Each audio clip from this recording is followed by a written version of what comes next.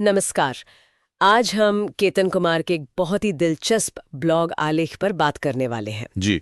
शीर्षक है तकनीक है फिर भी हादसे क्यों हो रहे हैं, और ये इंडस्ट्री की सेफ्टी कल्चर पर एक कह सकते हैं कि कठोर नजरिया पेश करता है। बिल्कुल, और ये सवाल बहुत अहम है। हम इतनी एडवांस टेक्नोलॉजी इस्तेमाल कर रहे हैं, ऑटोमेशन है, सेंसर्स हैं, हाँ। पर फिर भी ये इंडस्ट्रियल एक्सीडेंट्स, ये हादसे रोक नहीं रहे। तो सवाल उठता है कि गड़बड़ कहाँ है? और लेख तो साफ कहता है कि गड़बड़ तकनीक में नहीं है, नहीं, मसला है हमारे रवैये में, हमारे कल्चर में। वो जो अक्सर सुनने को मिलता है ना, अरे सारे सिस्टम तो थे अपनी जगह, पता नहीं फिर भी कैसे हो गया ये हादसा। हाँ, ये बहुत कॉमन है। तो आज हम इसी की तह तक जाने की कोशिश करेंगे कि ये सिस्टम आखिर नाकाफी क्यों साबित हो रहे हैं। सही कहा।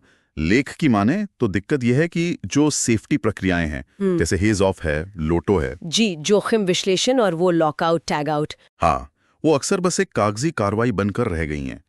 मतलब ऑडिट पास करने के लिए तो ठीक है, अच्छा, पर रोजमर्रा के काम में, सोच में वो शामिल नहीं हो पाती। और इसमें वो बिहेवियर बेस्ड सेफ्टी बीबीएस, उसका भी जिक्र है। वो सिस्टम्स क्यों फेल हो रहे हैं? हाँ, बीबीएस की विफलता की भी कई वजह लेख गिनाता है। एक तो ये कि ये अक्सर सिर्फ देखने तक, मतलब ऑब्जर्वेशन तक रह जाता है। गलतियां नोट तो कर ली, पर उनके पीछे की वजह क्या है, उस पर ठीक से बात नहीं होती, समाधान नहीं जुड़ता। अच्छा, मतलब सिर्फ रिकॉर्डिंग हो रही है, सुधार नहीं। कुछ वैसा ही। और दूसरा बड़ा कारण है सजा का डर।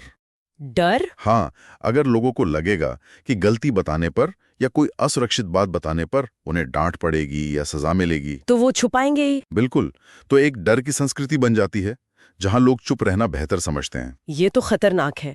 और इसमें मैनेजमेंट का क्या रोल रहता है, टॉप मैनेजमेंट का? बहुत बड़ा रोल है। अगर टॉप मैनेजमेंट सुरक्षा को बस ईएचएस डिपार्टमेंट की जिम्मेदारी मानता है, अच्छा, मतलब सेफ्टी वालों का काम है, हमारा नहीं। हाँ, और खुद दूरी बनाकर रखता है, तो नीचे तक मैसेज साफ जाता है कि ये उनकी प्रायोरिटी नहीं है।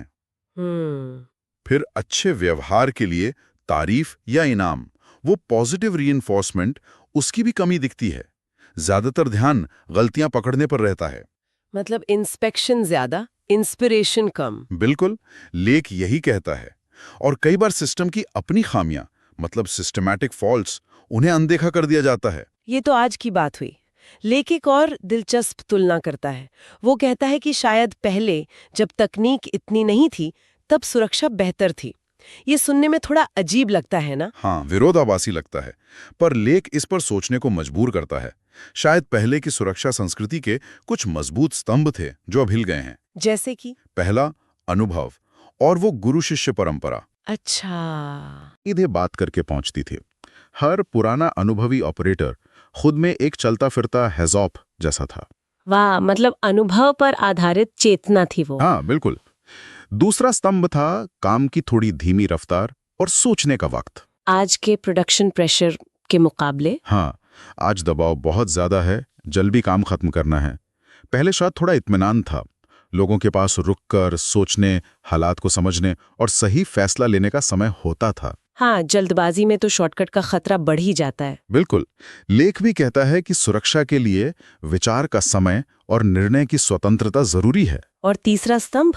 वो ओनरशिप वाली बात। हाँ, वो सबसे अहम है शायद। ओनरशिप, यानी अपनेपन की भावना। ये मेरा प्लांट है, इसकी सुरक्षा मेरी जिम्मेदारी है। पहले कर्मचारी अक्सर परमानेंट होते थे, उनका जुड़ाव गहरा होता था। आज आउटसोर्सिंग और कॉन्ट्रैक्ट वर्क का चलन ज्यादा है, तो वो जुड़ाव शायद उतना नहीं रहता। हाँ, वो भावनात्मक जुड़ाव कम हो जाता है। जब काम सिर्फ एक असाइनमेंट जैसा हो, तो वो गहरी जिम्मेदारी का एहसास शायद कुछ कम हो जाता है, और फिर सुरक्षा पर भी असर पड़ता है। तो मतलब ये हुआ कि हमने एक तरह से अनुभव को